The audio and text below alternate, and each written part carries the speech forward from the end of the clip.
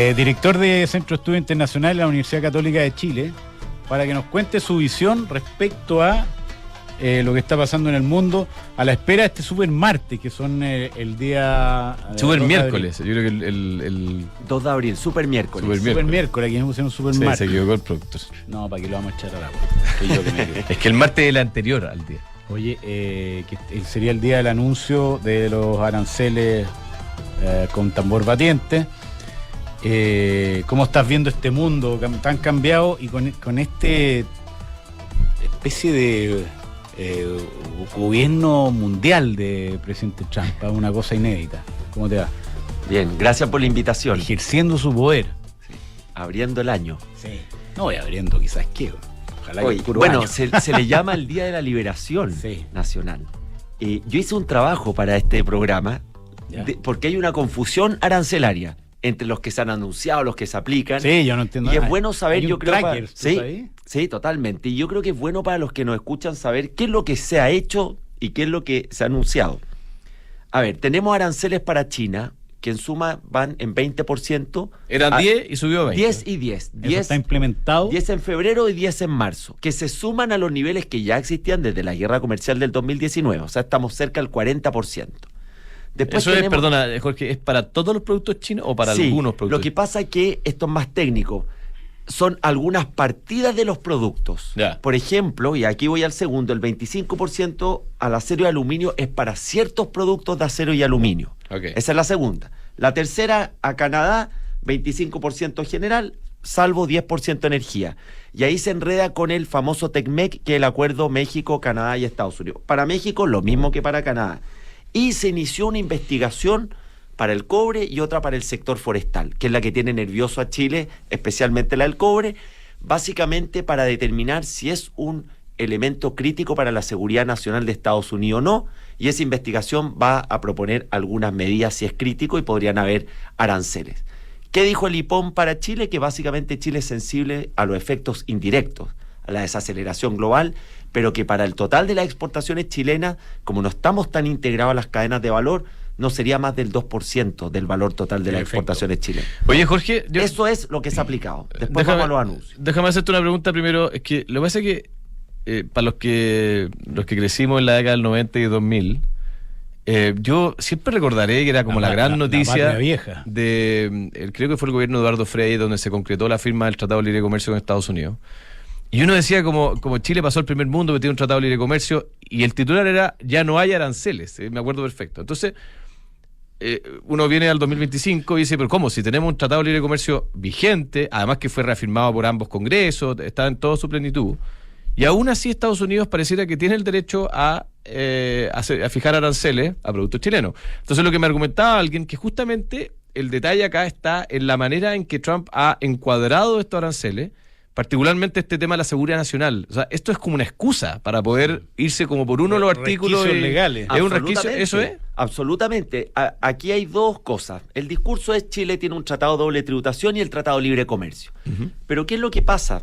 ¿Qué es lo que hace Estados Unidos? Invoca leyes, como dices tú, Fernando, relacionadas a seguridad nacional. Que son en escenario extremo, teóricamente, ¿no? La investigación del cobre es una ley de expansión económica del año 62.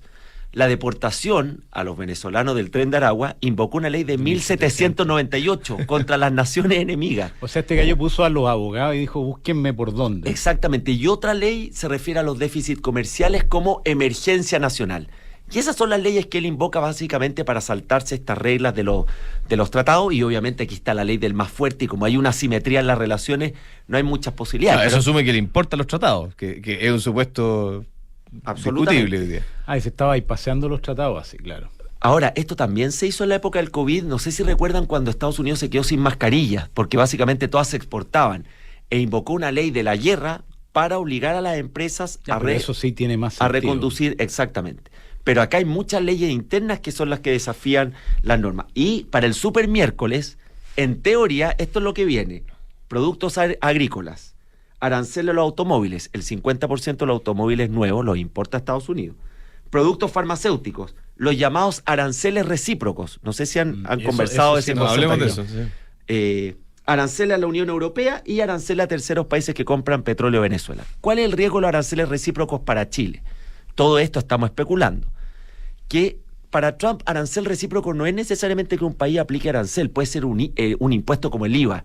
Y por ejemplo Chile tiene el IVA a los servicios que se prestan desde Estados Unidos, por ejemplo las plataformas digitales. Y podría decir, ese país que hoy día estamos fuera del radar, llamado Chile, tiene este impuesto a las plataformas y yo le aplico un arancel recíproco. Eso es lo que podría... Ahora, pero se supone que eso sería para las 15 naciones que tienen más déficit comercial con Estados Unidos, que entiendo que Chile no es de ellas, ¿no? Ese es el argumento, que solo los países con déficit comercial, pero eso está por verse. De hecho, esta semana ustedes saben, por estas reuniones del BID, etcétera, hay muchas personas de otros países en Chile. Mexicanos. Estuvo Andrés Velasco aquí sentado en esa misma asiento hace pocos minutos. Y además sé que van a entrevistar a un extraordinario invitado, a Asad Damodaran, ¿o no? La próxima semana. Los invito a escucharlo porque es extraordinario, todos los auditores. Bueno, pero tú le preguntas a los mexicanos que están esta semana en Chile y a los canadienses, estamos hablando de altos ejecutivos del sector financiero de los gobiernos, y la verdad que también no saben muy poco. Entonces uno podría decir que esta incertidumbre ya ha causado daño, más allá de que Trump lleva 2 meses, por eso yo soy un poco escéptico a sacar tantas conclusiones de cómo está cambiando el orden mundial. Hay tendencias que ya la hemos conversado hace 3 años en este programa, y a la vez nos falta la zanahoria de Trump. Hasta el momento hemos conocido solo el garrote, pero nos faltan todas las medidas que va a aplicar a la economía estadounidense para darle un impulso.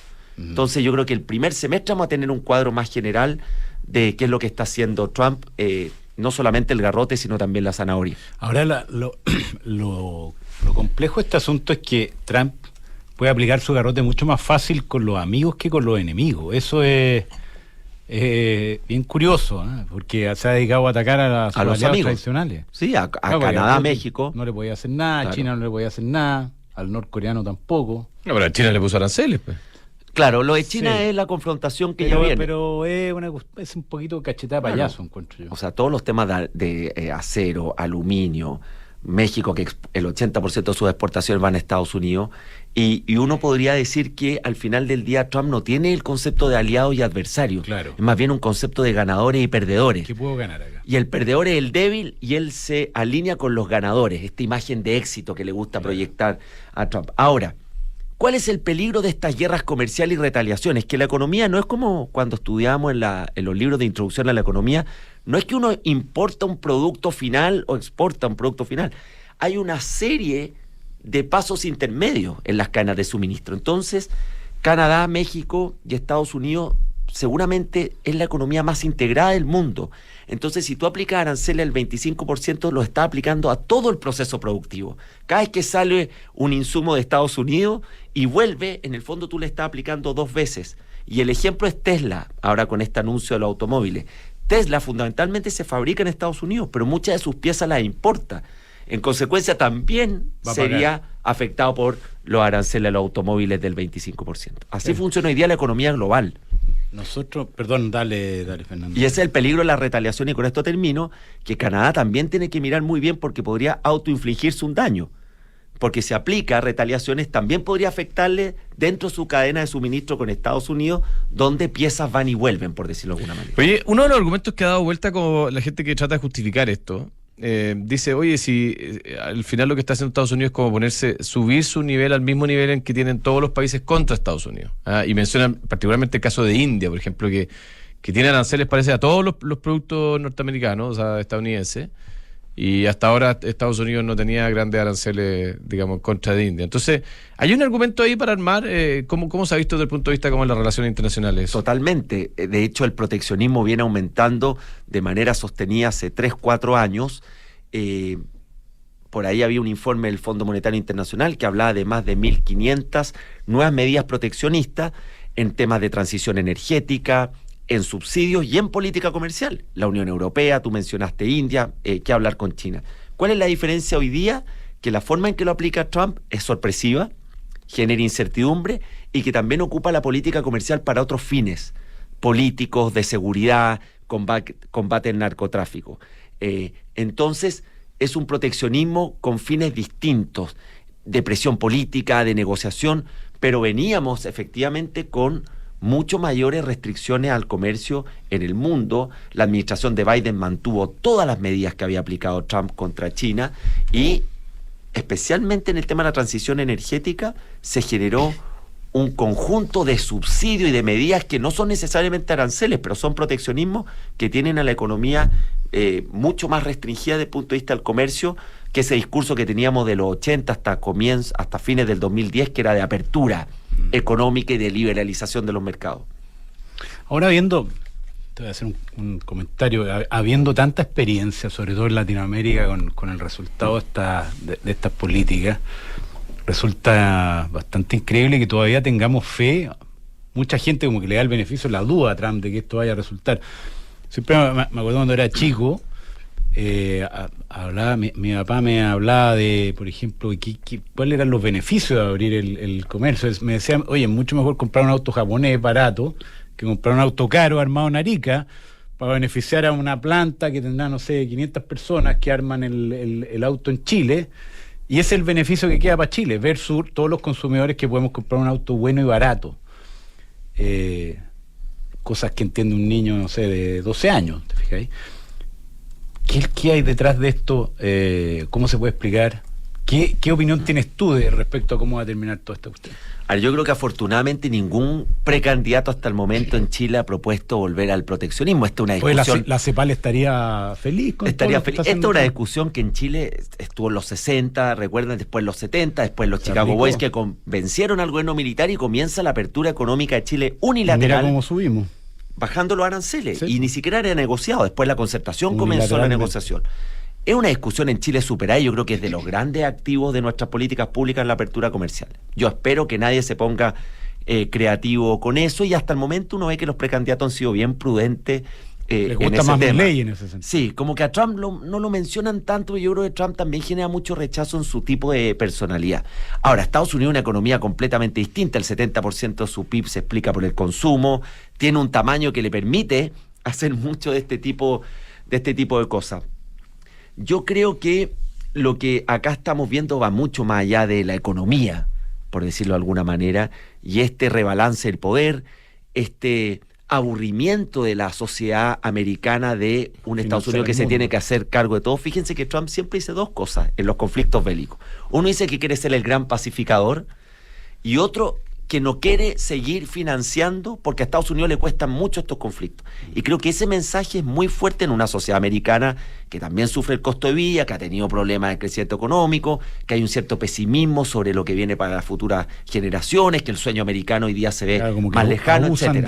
de él. Claro, Un poco parecido a lo que pasa en Argentina con el discurso de la casta, ¿no? exactamente. O sea, yo tengo que financiar a esta gente. En este caso yo tengo que financiar a Ucrania, tengo que financiar a Afganistán, tengo que financiar todos los conflictos del mundo. Claro.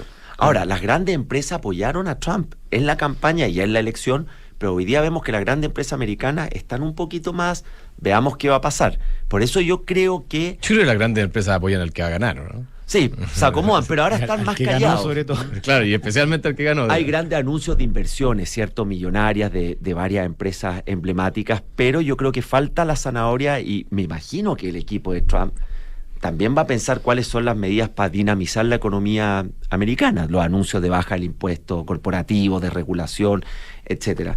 Pero Ahora, yo veo pero que- déjame hacer un último comentario. ¿No será, a ustedes no les parece desde el Centro de Estudios Internacionales de la Universidad Católica que esta es como una retórica? El otro día lo hablábamos con Álvaro Baza aquí en el programa. Es como que Estados Unidos estuviera tratando de traer a los caballos de nuevo a las calles de Estados Unidos en vez de los autos, digamos, Sí, un pues, poquito, ridículo, ¿no? sí. Es como Sí. industrializar. Yo digo, ¿industrializar qué? Si estamos en la era de inteligencia artificial. Y con donde lo caro que es Estados Unidos para todo. ¿Cómo vaya a Porque ser se un país desarrolla. desarrollado si la mano de obra es carísima? es como absurdo, ¿no? ¿Por qué General McDonald's Motors cuesta tiene 20 una fábrica dólares. en México?